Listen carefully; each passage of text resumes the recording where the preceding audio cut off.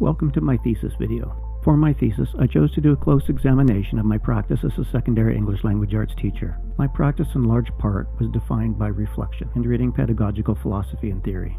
As a phenomenological self-study, the big question into which I seek insight is, what does it mean to be a secondary English teacher? A meaningful question for phenomenological explication, but far too broad for a thesis. More specifically, my examination is a deconstruction of my teaching practice to unpack the process of how educational theory and philosophy influence and refine language arts teaching through a self-reflexive practice. What does all that jargon mean? My research question, while the beginning of my thesis work, is also at the end of a journey. So to begin, I thought I'd ask Max von Manen, someone with much deeper knowledge than I, to explain phenomenology, the methodology I use in my research. And the basic idea really is rather simple. Right now, we're in the moment of the now. So we're always in the now. You cannot not be in the now. Except that, when you try to capture the now, you're always too late.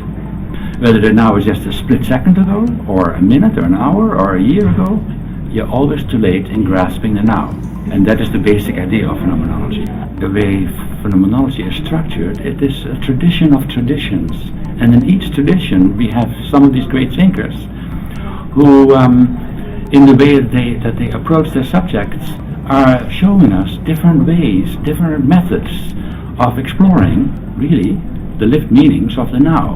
Writings, and then reflective practices in order to try to come to an understanding of themes and of meanings that inhere in the lived experiences, in the stories, in the descriptions that you're gaining through interviews and so on. Is meant to help professional practitioners in the helping sciences such as education, nursing, medicine, psychology and so on, to clarify the kinds of issues that they're dealing with in their practices. But it's also meant to help us reflect on the practices of everyday life.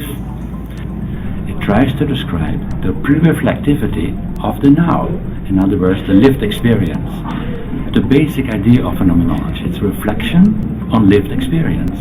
And that's really, I think, what ultimately makes phenomenology so interesting. It's a study of lived meaning, of insights into the way we experience life. Thank you so much, Max. So wonderful to have Max here to share his expertise with us. Hopefully these themes will guide us as I briefly go through my lived experience and the meaning I hope to gain through this method. My teaching career started almost by accident at the college level teaching information technology. I was a neophyte and imposter syndrome defined my first day. Somehow, after about 15 minutes of leading the class, I found that I did have something to offer. I could make sense of content and understandings in a way that reached others. I was comfortable seeing learners as they grappled with concepts, and responded innately by what I realize now was building trust relationships.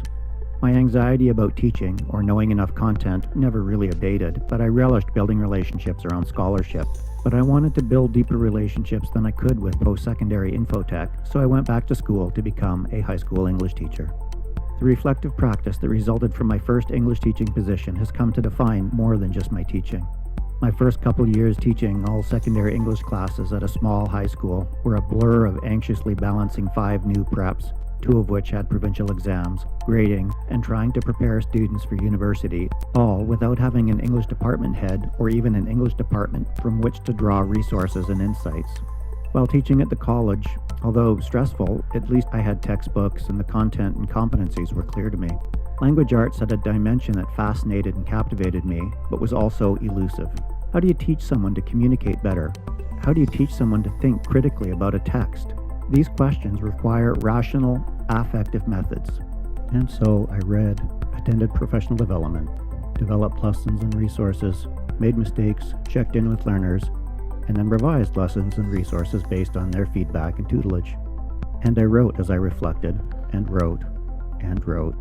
I found things that I'd learned 10 or 15 years earlier in my sociology degree started to make sense and fit in not only with what I was doing, but how I thought and existed in the world. At some point, learners asked me where my curriculum came from, Then a few teachers asked me for my resources.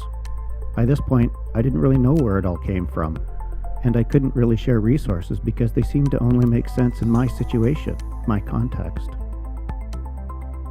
For the first time in my career, I felt like I had something to offer, but I was so focused within my department of one that I didn't know what it was. I've stepped away from the classroom for now, and I'm hoping that my thesis will be able to help me unpack some valuable insights from my lived experience as a high school secondary English language arts teacher. Phenomenology, via post-structuralism and a focus on textual analysis, helped my practice with building language arts curriculum, lessons, content, feedback, assessment, and how to engage learners more meaningfully.